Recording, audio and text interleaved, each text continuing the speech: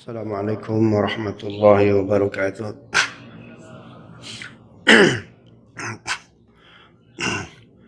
Asbahna wa asbahal mulku lillah walhamdulillah la syarika lah la ilaha illa wa ilaihin nusyur. Asbahna ala fitratil islam wa kalimatil ikhlas wa ala dini nabiyyina Muhammadin sallallahu alaihi wasallam wa ala millati abina Ibrahim hanifa wa ma kana minal musyrikin. اللهم ما أصبح بي من نعمة أو بأحد من خلقك فمنك وحدك لا شريك لك فلك الحمد ولك الشكر. بسم الله الذي لا يضر مع اسمه شيء في الأرض ولا في السماء وهو السميع العليم. نعوذ بكلمات الله التامات من شر ما خلق. اللهم عافنا في بدننا، اللهم عافنا في أسماعنا، اللهم عافنا في أبصارنا. اللهم إنا نعوذ بك من الهم والحزن، ونعوذ بك من العجز والكسل، ونعوذ بك من الجبن والبخل، ونعوذ بك من غلبة الدين وقهر الرجال. اللهم إنا نعوذ بك من الكفر والفقر، ونعوذ بك من عذاب القبر. لا إله إلا أنت، أشهد أن لا إله إلا الله وأشهد أن محمدا رسول الله. اللهم صل على سيدنا محمد وعلى آل سيدنا محمد. وسع ربنا كل شيء علما. على الله توكلنا، ربنا افتح بيننا وبين قومنا بالحق وأنت خير الفاتحين. أما بعد. Para guru, para alim ulama, para asatidz, para asatidzah, ikhwafillah yang dimuliakan Allah Subhanahu wa taala. Surat yang dibaca oleh Kiai Daud, imam kita tadi, itu akhir juz 1 sampai halaman kedua juz 2 di surat Al-Baqarah. Salah satu ayat di antara akhir juz 1 dan awal juz 2 tadi, di ayat 147. Al-haqqu min rabbika fala takunanna minal mumtarin. Al-haqqu, kebenaran itu. Min rabbika, datangnya dari Tuhanmu. Fala takunanna minal mumtarin. Jangan sekali-kali jadi orang yang ragu. Ayat ini dijadikan hujjah oleh mereka-mereka yang tidak mau dihukumi dengan Al-Quran, yang tidak mau dihukumi dengan as-sunnah dan fatwa para ulama. Kenapa? Karena al-haqqu min rabbik, kebenaran itu dari Allah. Jadi kita tunggu aja nanti di pengadilan Allah hari kiamat. Paham nggak Pak? Ya, saya beberapa kali diundang kalau Bapak mungkin tahu, di belakang ada bioskop lama tuh di Pasar Minggu Pak, Jalan Salihara. Yang suka nonton bioskop mungkin tahu Pak ya. Pasar Minggu tuh, saya nggak perlu sebut namanya Pak. Dia sering mengeluarkan buku-buku hasil riset-riset yang berbeda dengan yang dipahami kebanyakan para ulama. Contoh, perempuan boleh jadi khatib Jumat. Jadi sebelum SPG, tahu SPG Pak? Ya, SPG tahu ya? Sebelum SPG viral ngomong tuh Pak, tuh Pasar Minggu Salihara 16 udah ngomong tuh Pak. Ya, biasanya kalau ngundang saya waktunya mepet-mepet. Acara jam 10. Ngundang saya jam 9. Saya bilang, masa acaranya hari ini 1 jam berikutnya baru ngundang saya. Saya ada acara. Ustaz takut ya debat. Itu kalau digituin ditantang begitu Pak. Keluar Bantennya saya Pak. Hah? Ini Ustaz takut, nggak berani debat. Subhanallah. Akhirnya udah acara kita batalin tuh Pak.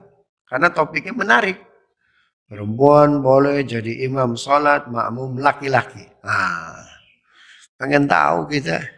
Siapa sih yang bikin bukunya? Siapa sih yang risetnya? Bahkan perempuan boleh jadi khatib Jumat. Di awal-awal mereka bilangnya Pak, al-haqqu min rabbik. Kebenaran itu dari Tuhan, dari Allah. Jadi sekarang biarin aja perempuan jadi khatib Jumat. Tinggal nanti keputusan Allah pada hari kiamat gimana? Boleh atau enggak? Segitunya tuh Pak. Paham nggak Pak? Jadi hidup itu sekarang gitu ya, suka-suka aja. Kenapa? Ayatnya tadi 147, Pak. Jadi 147 itu di Al-Baqarah suka disalahpahami. Jadi sekarang tidak boleh ada kelompok menyalahkan kelompok yang lain. Tidak boleh merasa paling benar. Kalau merasa paling benar memang betul nggak boleh. Menyalahkan nggak boleh. Tapi yang salah nggak disalahkan salah. Nah, itu sebabnya para ulama, Pak, melalui bimbingan guru-gurunya dari tabi'in, tabi'in dari tabi'in, tabi'in dari sahabat-sahabat dari Nabi, dipandu bagaimana cara memahami Quran. Betul, al-haqqu min rabbik, kebenaran itu datangnya dari Allah. Tetapi Allah Subhanahu wa taala itu mengutus siapa? Para rasulnya. Maka turunlah ayat 31. Qul in kuntum tuhibbunallaha fattabi'uni yuhibbukumullah wa yaghfir lakum dhunubakum wallahu ghafurur rahim. Al-Imran 31. Kalau kalian sayang, taat kepada Allah, fattabi'uni, ikuti aku. Kata siapa? Kata Rasulullah, ikuti Rasulullah. Jadi yang ingin mengetahui kebenaran Allah, caranya bagaimana? Ikuti Rasulullah. Paham Pak ya? Dulu saya ketika di MUI Pak, banyak kelompok inkarus sunnah tuh Pak. Ya udah jangan pakai hadis, jangan pakai sunnah. Pakai apa? Quran aja. Ya, kenapa? Karena al-haqqu min rabbik tuh Pak tuh. Subhanallah. Ada yang mati Pak ceritanya. Ini enaknya ngomongnya mati aja dah Pak dah. Ada yang mati nih ketua kelompok mereka. Datang ke MUI. Nyebutnya Ormas Islam. Kok ketika ada yang meninggal, pimpinan mereka kenapa minta fatwa? Kan kudunya paham. Katanya pimpinannya ulama. Ini bagaimana ini nasib guru kita? Saya bilang Pak, gampang Pak. Bapak ambil dari salah satu dua cara. Apa itu? Kiai? Bakar tuh jasad pimpinan Bapak. Atau lempar ke sungai Ancol. Saya bilang gitu tuh Pak. Sekalian aja udah. Marah dia Pak. Datang Allahu Yarham, Kiai Sahal. Dulu ketua umum MUI Pusat, mungkin Bapak kenal ya. Kiai Sahal Pak. Kiai Sahal Mahfuz. Kiai dari Pati Pak Ranggen. Oh, saya mau dipukul tuh. Datang Kiai Sahal. Kenapa nih Muta'ali kok mau dipukul nih? Ini nih Pak Kiai. Nggak benar nih pengurus MUI katanya. Masa pimpinan saya wafat, dia ngasih fatwa, bakar aja katanya. Atau lempar ke sungai. Ke sungai Ancol itu. Benar Muta'ali? Benar Kiai. Kita jujur aja Pak. Benar Kiai. Apa alasannya? Nun sewu Kiai, baca aja nih portofolio ormasnya. Apa kata Kiai Sal? Oh benar nih Muta'ali katanya. Kenapa? Karena mereka kelompok inkarus sunnah. Menolak sunnah Nabi. Sedangkan orang meninggal dikafani, disolatkan, ya, dikuburkan. Ada nggak di Quran, Pak? Nggak ada. Betul, al-haqqu min rabbik. Tapi Allah Subhanahu wa taala mengutus para nabi dan rasulnya. Berarti dia nggak iman nggak Islam, karena salah satu rukun iman apa itu? Iman kepada Rasul Allah. Kan banyak Pak kelompok sekuler gitu. Jadi kita nggak apa-apa, fine-fine aja. Nggak usah membenarkan, nggak usah menyalahkan. Biar nanti Allah yang memutuskan mana yang benar, mana yang salah. Waduh, repot benar kalau begitu Pak. Jangan-jangan nanti begal bilang gitu, saya begal ini kebutuhan saya. Tolong jangan pidana. Biarkan nanti kalau udah meninggal, pelakuan begal ini benar atau salah. Oh, udah repot juga kalau begitu tuh Pak. Semua orang nunggu hukum di mana? Di hari kiamat. Subhanallah. Buat apa ada pengadilan di dunia? Nah, Oke, Rasulnya sudah wafat. Tapi Rasul punya murid-murid terbaik, Pak. Jadi turunannya gini nih Pak. Al-haqqu min rabbik. Al-Baqarah 147. Kebenaran datang dari Tuhanmu. Tapi Allah mengutus para Rasul. Dijelaskan 31 Ali Imran. Kalau kalian taat kepadaku, mencintai aku, maka ikuti siapa? Rasulullah. Terus Rasulullah itu punya murid-murid terbaik para sahabat, Pak. Dijelaskan 31 Ali Imran oleh 108 surat Yusuf. Qul hadhihi sabili ad'u ila Allah ana basiratin ana wa man ittaba'ani wa subhanallahi wa ma ana minal musyrikin. Inilah jalan kita, jalan kebenaran. Ad'u ila Allah. Ini jalan kita menyembah Allah, berdakwah kepada Allah. Jalan yang sabili. Ad'u ilal ala basiratin ana wa manitabat. Inilah jalan yang Allah tunjukkan kepada kita. Jalanku, kata Nabi, dan jalan para sahabatku. Jadi ikuti Allah dengan cara ikuti Rasulullah. Bagaimana cara ikuti Rasulullah? Ikuti sahabat-sahabat Rasulullah. Oh Ustaz, sahabatnya udah wafat. Subhanallah, turun ayat fas'alu ahla dzikri in kuntum la ta'lamun. Gitu Pak turunannya itu. Gak bisa ngarang-ngarang beragama itu. Subhanallah. Ya, jangan sampai seperti Panji Tengkorak, Pak. Gitu ya. Wah, itu udah lama kita risetnya, Pak, dari tahun 2000 kita. Ya, masih sejak zamannya Ali Mustafa Yaakub tuh. Jadi sebetulnya beliau bukan yang baru, Pak. Udah lama. Itu nanti forum yang berbeda kita akan bahas itu, Pak, ya, karena terlalu panjang untuk dijelaskan. Jadi sekarang enaknya gimana, Pak? Keluarkan fatwanya, keluarkan hukumnya, naikkan statusnya, Pak. Itu tuh, Pak. Baik, kita masih di bab tentang ma'rifat kepada Allah, ya, subbagian dari Isra dan Mi'raj. Babu qawlihi alaihi salam, inna Allah la yanamu. Wa fi qawlihi, ini bab menjelaskan hadis Nabi SAW, inna Allah la yanamu. Allah itu tidak tidur. Ya, Allah tidak tidur nih Pak. Ini yang menjadikan Syiah Ghulat itu kafir Pak. Karena dia mengatakan Allah tidur. Yang mengeluarkan dia dari Islam. Karena kalau Allah tidak tidur, harusnya Husain tidak terbunuh, tidak terpenggal. Paham Pak ya? Ini kita udah panjang bahas. Lihat aja di YouTube tuh Pak tuh, di masjid ini. Ya, kita bahas ketika itu tentang Sunni dan Syiah. Nabi menjelaskan terkait Allah itu tidak tidur, Pak. Indah betul. Itu di 255. Nabi mensyarahkan, menafsirkan Al-Baqarah 255. Ayatnya Bapak Ibu paham semuanya.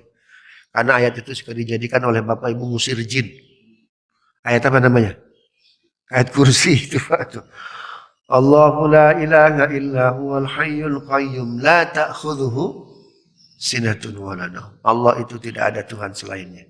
Tidak kena kantuk dan tidak akan pernah tertidur. Itu Nabi ditanya oleh para sahabat. Sahabatnya yang nanya cerdas, Pak. Yang mengusulkan parit ya ketika perang Ahzab, perang Khandaq. Ya Rasulullah, tolong jelaskan kepadaku bagaimana Tuhan tidak tidur.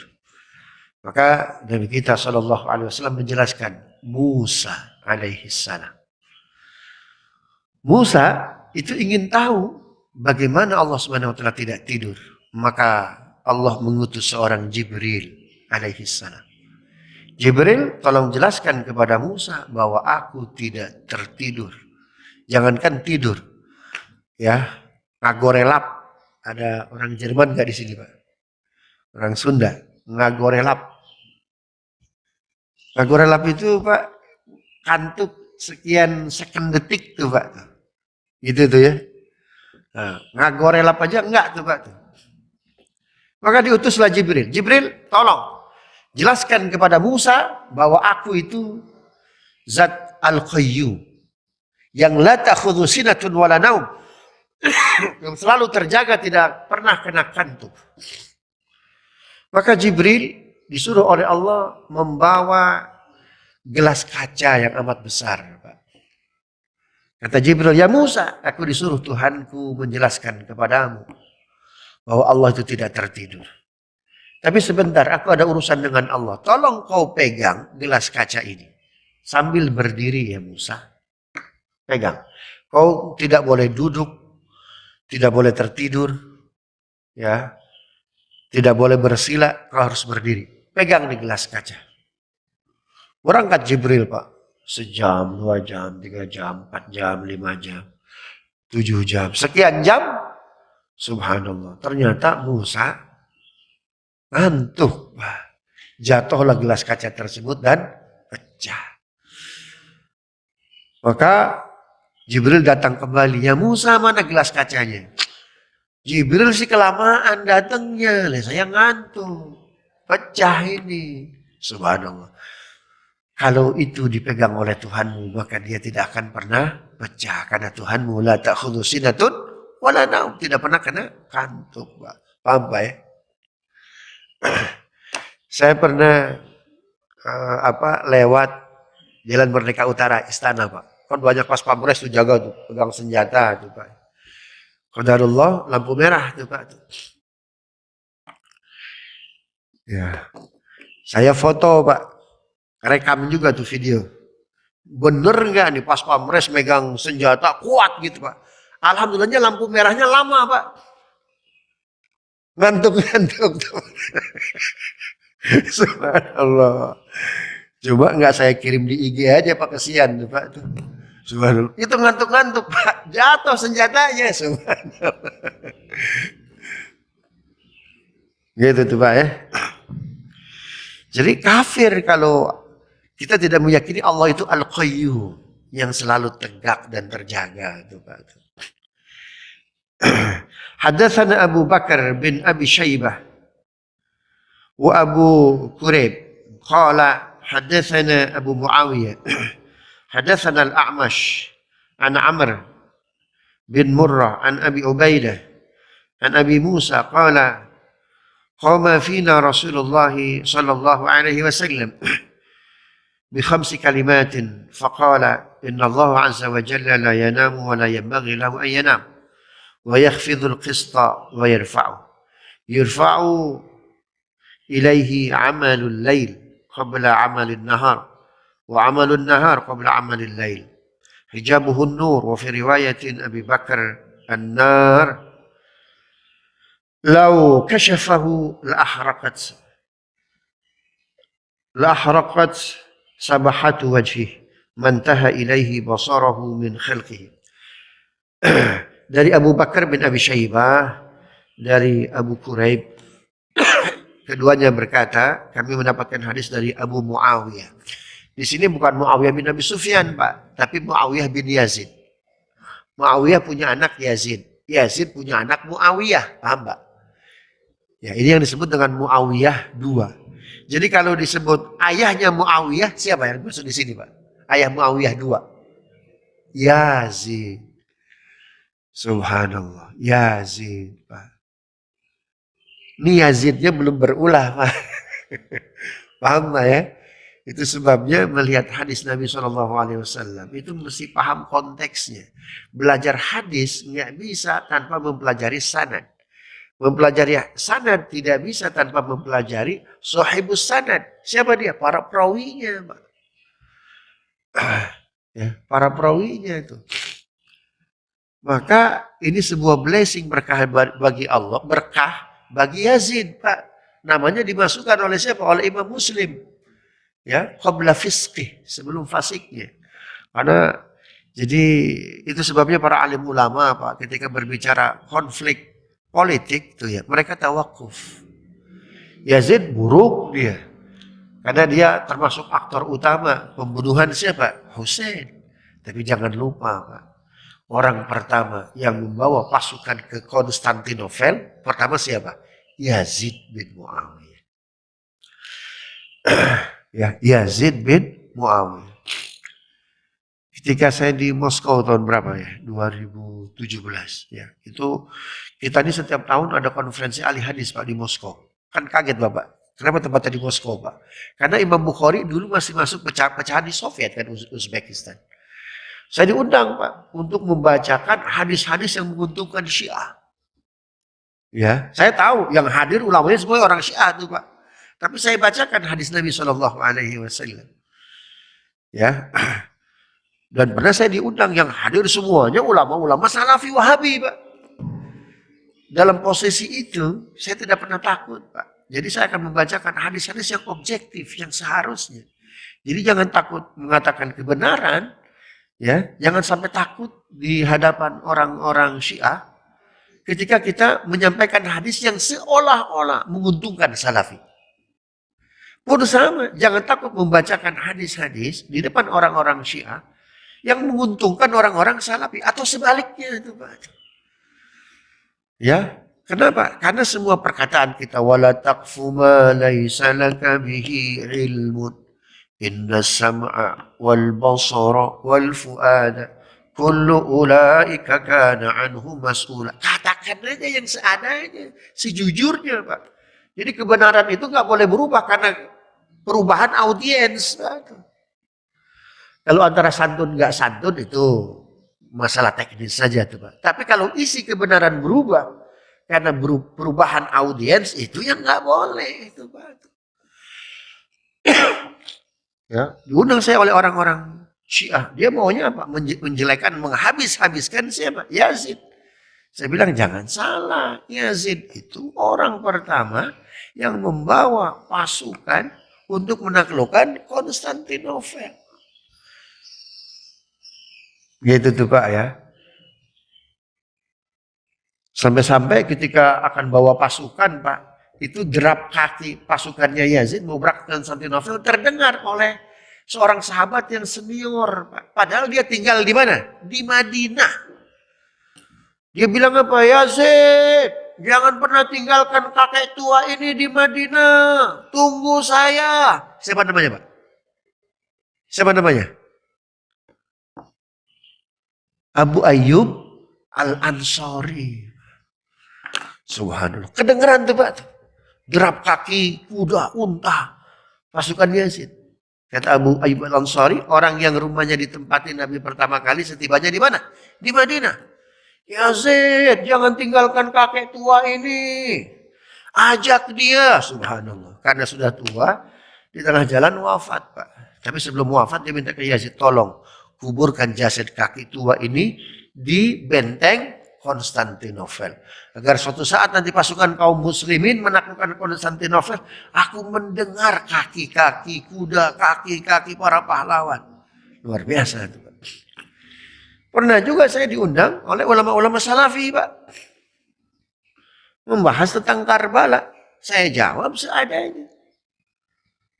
Ya, Yazid patut dipersalahkan tuh Pak. Itu juga sama. Ya, karena dia mendiamkan seorang gubernur Syam. Ketika mau membunuh Husain, sudah Pak, aman sudah. Jadi kisah Karbala pun sama, jangan ditutup-tutupi itu Pak. Paham Pak ya? Begitu, karena setiap pendengaran kita, ucapan kita akan dipertanggungjawabkan oleh siapa? Oleh Allah Subhanahu wa Ta'ala. Nah, di sini Abu Muawiyah berarti siapa? Yazid tuh Pak tuh. Ya, siapa yang nulis kitab Sahih ini Pak? Imam Muslim. Jadi kita tuh mesti adil menghukumi orang. Ya, ketika dia baik atau ketika dia sudah tidak baik lagi. Paham Pak ya? Dalam ilmu hadis Pak, orang tidak baik. Orang tidak baik. Tiba-tiba meriwayatkan hadis ketika dia baiknya itu Pak. Nggak diterima. Paham nggak Pak? Tapi seseorang ini baik betul, diterima hadisnya. Tiba-tiba 2 tahun kemudian tidak baik Pak. Nah yang tidak baik itu yang ditinggalkan, paham nggak? Maka setelah itu nggak dipakai lagi hadisnya. Ini Berarti cucunya siapa? Muawiyah ketika itu masih baik, Pak. Paham nggak? Itulah pentingnya adil. Kunu qawwamina bil qisti. Jadilah kita penegak-penegak keadilan. Adil itu dalam bahasa, Pak, itu kelihatan. Ya, adil itu Bapak kan sering ngomong. Ya, apalagi kalau dalam bahasa Inggris, to be. To be. I am a doctor. I am a doctor. M, tuh, Pak. Itu kan di tengah-tengah itu, antara subjek predikat. Itu adalah rumah. Adalah itu dari kata apa, Pak? Adil. Di tengah-tengah, Pak. Antara subjek dan predikat. Ya, dia di tengah-tengah dia. Dan adil itu hanya ada dimiliki oleh bahasa Arab, Pak. Ini kamus apa itu namanya? Kamus Oxford. Oxford Dictionary mengubah. Jadi tidak lagi keadilan itu justice, Pak. Karena ada komponen makna pada adalah, pada keadilan yang tidak dimiliki oleh justice. Jadi sekarang orang Inggris bilang adil is adil, Pak. Nggak lagi justice. Paham, Pak, ya? Apa artinya? Hanya Islam yang punya konsep keadilan, Pak. Haddatsana al-A'mash an Amr bin Murrah dari Abi Ubaidah dari Abi Musa, ia berkata, qama fina Rasulullah sallallahu alaihi wasallam khamsin. Rasulullah berdiri lalu menjelaskan kepada kami 5 kalimat. 5 kalimat ini. Faqala, lalu Rasulullah bersabda, Inna Allah azza wa jalla la yanamu wa la yanbaghi ayyanam. Kata Nabi, Allah itu tidak tidur dan tidak pantas untuk tidur. Kalimat pertama. Kalimat kedua, yakhfidul qista wa yarfa'u. Allah itu menurunkan derajat wa yarfa'u, sekaligus mengangkat derajat. Allah yang berhak menurunkan derajat, juga Allah yang berhak menaikkan derajat. 2. 3. Yurfa'u ilaihi amalul lail qabla amalin nahar.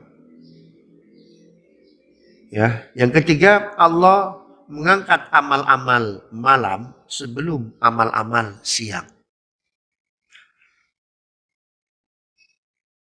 Paham, Pak? Jadi Allah itu dari kita siang dan malam, yang pertama kali diangkat amal-amal mana, Pak? Amal-amal malam, bukan amal-amal siang. Kenapa? Karena Allah paham betul. Dosa hamba banyak di malam, banyak di siang, Pak. Hah? Banyak di siang, karena Bapak melek tuh, Pak. Mata tak terjaga, lisan tak terjaga, tangan tak terjaga, kaki nggak terjaga. Kan nggak mungkin orang tiba-tiba nyampe di Alexis. Mohon maaf Ustaz, saya nggak sengaja. Kok tiba-tiba kaki saya jalan ke Alexis? Nggak mungkin, Pak. Hah? Nggak mungkin tuh, Pak. Tuh. Subhanallah. Dulu ketika kita mendakwahi, kalau di Surabaya namanya apa, Pak? Doli-doli, Pak. Ya, doli-doli, Pak. Sebelum penutupan, jadi saya pernah dakwah di sana. Ya. Gang Doli. Sebelum penutupan, Pak, ya, kita mendakwahi itu. Itu ke sana, Pak, ada yang pakai peci. Ada yang pakai sarung. Saya bilang, Kiai, bagaimana ceritanya di sini, Kiai? Ya, dan ternyata dia buka pecinya, dia buka bajunya. Nggak tahu, Ustaz. Ini kok saya tiba-tiba ada di sini? Nggak mungkin. Subhanallah. Jadi dari rumahnya pakai sarung, Pak. Hah? Dari rumahnya pakai peci, dia bawa tasnya dia tuh, Pak. Nggak tahu, Ustaz. Ini tiba-tiba kok kaki ke sini? Nggak mungkin tuh, Pak. Makanya Allah tuh Rahman Rahimnya luar biasa. Yang Allah angkat itu amal malam dulu. Kenapa? Karena mungkin malam mata tertidur, nggak maksiat dia. Ya, lisan istirahat, nggak bohong dia. Kaki istirahat, nggak jalan dia. Itu, Pak. Bentuk sayangnya Allah. Apalagi ditambah oleh Bapak tahajud. Wah, keren betul. Ya, keren betul. Ada ulama besar yang nulis rotib. Namanya Imam Rotibul Haddad. Imam Al-Haddad. Habib Alwi Al-Alawi. Itu dididik oleh ibunya Pak untuk menjadi seorang ulama besar ahli tahajud. Ketika ibunya ngandung dia, ini ngandungnya nggak tanggung-tanggung Pak, 4 tahun Pak, sama seperti Imam Syafi'i. Di kandungan 4 tahun. Ibu-ibu, ada yang siap nggak ngandung bayi 4 tahun? Hah? 9 bulan aja uring-uringan tuh Pak. Ya, apalagi sekarang ibu-ibu sosialita. Ngidamnya Pak minta Alexis. Ngidamnya minta Ioniq 5 tuh Pak tuh. Wih, luar biasa. Itu oleh ibunya ketika ibunya mau tahajud. Nah, bangun nak. Ibu mau tahajud nak. Subhanallah. Begitu terus tiap malam. Hah? Ketika bayinya lahir Pak. Kemudian nifasnya udah selesai. Subhanallah. Ya umur masih berapa? 6 bulan atau berapa tuh Pak? Atau 2 bulan gitu. Lagi enak-enak. Bayinya tertidur tuh Pak. Nah bangun nah. Mamah mau tahajud. Subhanallah. Padahal ketika itu mungkin seorang ibu lagi letih-letihnya itu Pak. Enaknya tahajud jangan diganggu anak. Dibangunin anaknya itu Pak. Nah bangun nak. Mamah mau tahajud. Tahajud yuk. Subhanallah. Terus ketika usia setahun 2 tahun begitu. Pokoknya ketika waktu tahajud anak itu jangan sampai tidur Pak. Sehingga umur 4 tahun sampai wafatnya nggak pernah tinggal tahajud. Kenapa? Karena pendidikan tarbiyah dimulai dari siapa? Ibunya. Kalau kita enaknya kan jam segitu tahajud nggak ada yang ganggu Pak. Luar biasa. Nah, yang ketiga, Allah itu ngangkat amal malam lebih dulu ketimbang amal siang. Ya. Kemudian yang keempat baru Allah ngangkat amal siang ya sebelum amal malam yang kedua. Yang kelima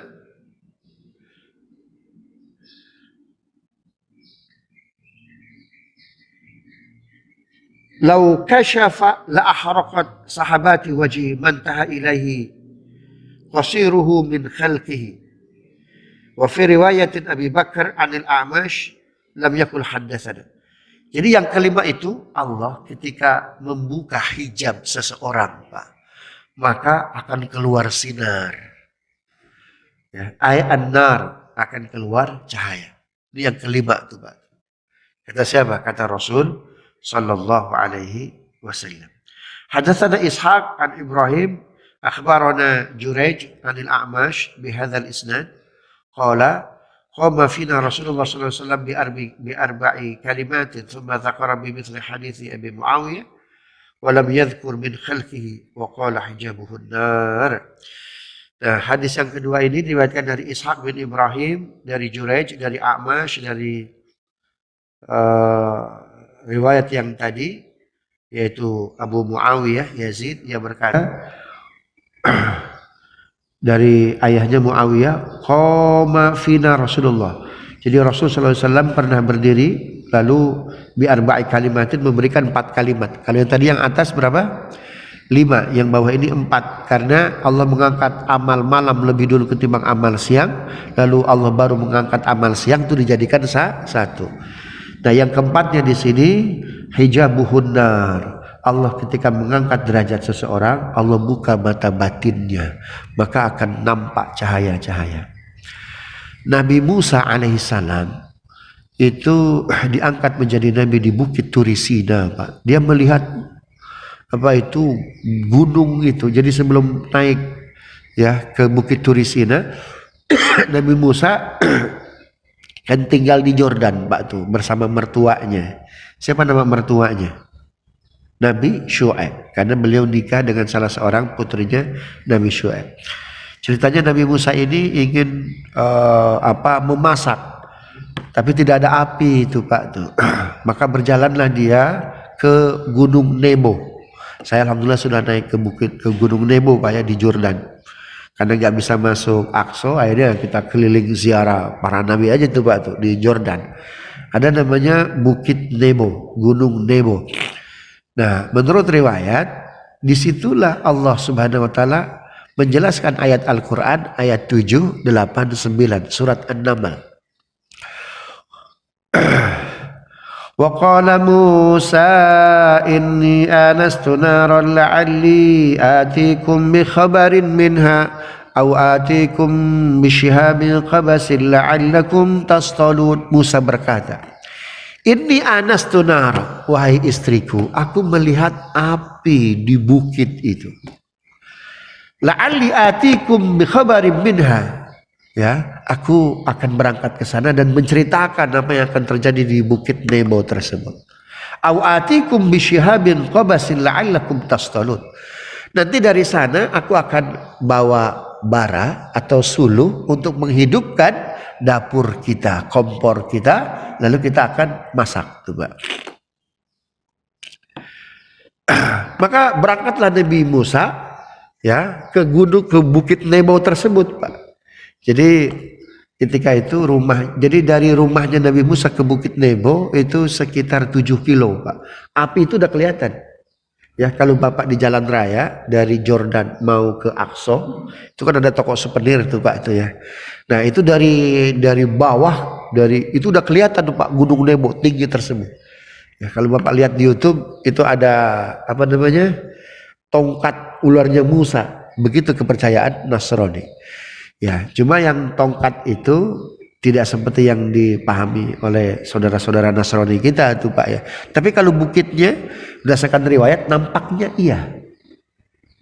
Ya, nampaknya iya. Karena kalau ke Sinai itu kejauhan. Nabi Musa kan sudah keluar dari Mesir. Jadi posisinya di mana? Di Jordan. Nah, berangkatlah Nabi Musa. Sampai di sana, falamma jaa'a nudiya amburika wa man haulaha wa man finnar. Ketika Musa mendatangi bukit Nebo tersebut, maka tiba-tiba nudia, ada suara, Pak, yang menyeru Musa, amburika man finnari wa man haulaha, orang yang di sekitar api, ya, itu akan Allah berkahi. Maksudnya apa? Akan dibuka mata batin. Wa subhanallahi rabbil alamin. Ya, dan maha suci Allah, Tuhan semesta alam. Tiba-tiba Nabi Musa kaget tuh, Pak, sempoyongan tuh, Pak, tuh, ketika ada suara tersebut. Semakin dekat dia melihat api, cahaya semakin besar, semakin Nabi Musa pusing, goyang dia tuh, Pak. Tiba-tiba jarak tidak terlalu jauh, ya, sekitar 500 meter tuh, Pak, setengah kilo. Tiba-tiba cahaya tersebut berbicara. Qala ya Musa innahu anallahul azizul hakim. Tiba-tiba api itu berbicara, ya Musa, saya Allah. Jadi itu bukan sekedar cahaya, bukan sekedar api, anallah. Pingsan Musa itu. Gitu ya. Nah, kejar, Pak, yang kayak gitu, Pak. Ya, kejar yang kayak gitu. Jadi makanya hadis Nabi, hijabuhun nar. Allah itu dihijab oleh cahaya, Pak. Hijabuhun nur, Allah dihijab oleh cahaya. Jadi orang-orang pilihannya itu, Pak, akan diperlihatkan cahaya tersebut. Tiba-tiba ketika melihat cahaya, pingsan dia. Gitu tuh ya. Makanya orang Majusi bikin-bikin syubhat tuh, Pak. Kalau begitu cahayanya, apinya kita bikin aja. Makanya mereka menyembah apa, Pak? Api. Ah, itu syubhatnya di situ tuh, Pak, tuh. Ya, dibikin pula oleh pramuka-pramuka. Ada namanya apa tuh, Pak? Dibikin pula oleh Bapak setahun sekali. Hah?